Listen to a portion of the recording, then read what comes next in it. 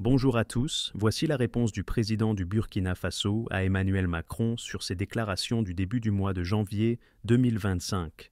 Macron doit se désillusionner car l'AES et ses dirigeants sont carrément tout ce que Macron n'a jamais imaginé de l'élite africaine. Car le temps des marionnettes est révolu. Suivez plutôt.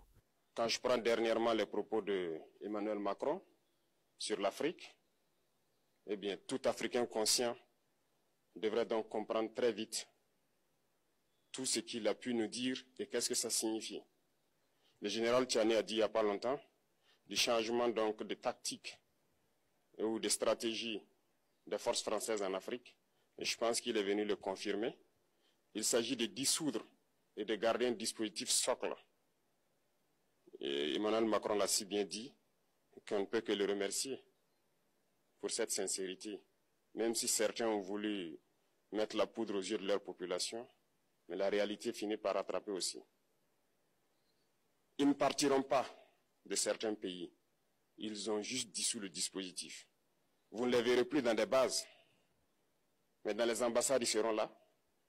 Ils vont constituer des sociétés de sécurité pour sécuriser leurs sociétés qui existent dans ces pays-là, mais les soldats seront là. Mais vous ne les verrez plus en tenue ou rassemblés dans des bases. C'est tout ce que ça veut dire. Ils vont se réorganiser, mais seront là.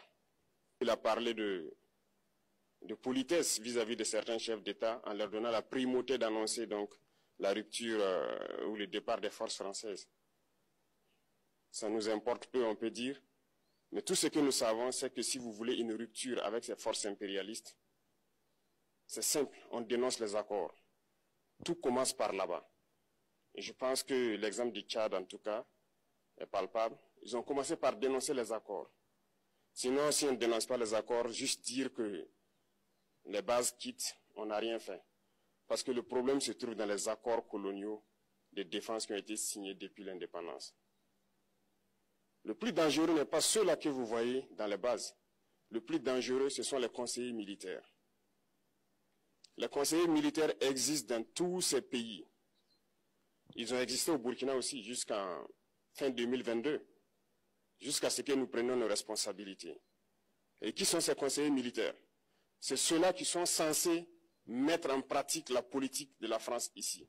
Ils doivent travailler à rendre nos armées très faibles pour que la France puisse toujours avoir l'argument d'exister ici. Sous Blaise Compaoré, ils avaient réussi. Nos sentinelles prenaient donc la garde avec des bâtons. C'est ça que la France veut de nos armées. Lorsque nous arrivons à cette étape, nous n'avons pas le choix que de vouloir qu'ils viennent s'installer. Mais l'armée burkinabé a réussi à un moment donné à se débarrasser des conseillers militaires.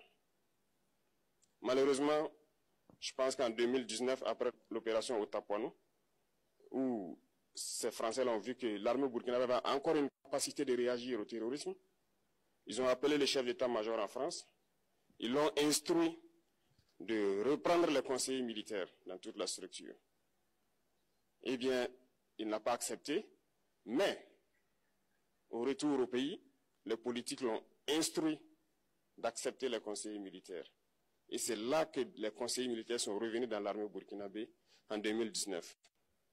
Avec toutes les conséquences qu'on connaît, l'armée était en train de disparaître dans les années 2020-2021.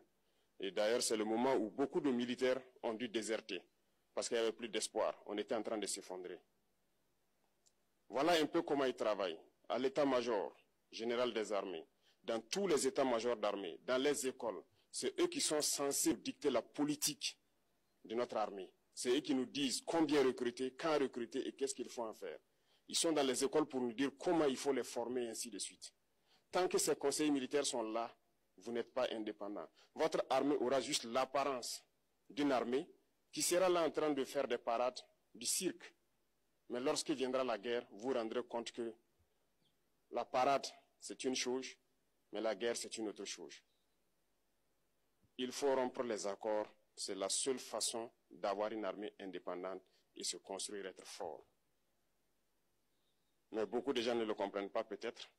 Et même avec ces accords, la France choisit dans nos États des élèves officiers pour aller les former. C'est à travers ces mêmes accords. Mais en réalité, ces officiers qui partent se former pour la plupart, pour la France, ils viennent pour servir l'État français dans leur pays. Ils ne viennent pas pour servir nos pays. Ils les forment pour qu'ils viennent servir les intérêts de l'État français. J'en veux pour preuve. Lorsque nous nous sommes révoltés, beaucoup d'officiers au Burkina qui ont été formés en France ont été immédiatement contactés pour leur dire que c'est le moment de se mettre en action parce que vous avez été formés pour ça, pour servir les intérêts de la France. La plupart de ces officiers nous ont rendu compte, nous avons pris acte et nous continuons de suivre.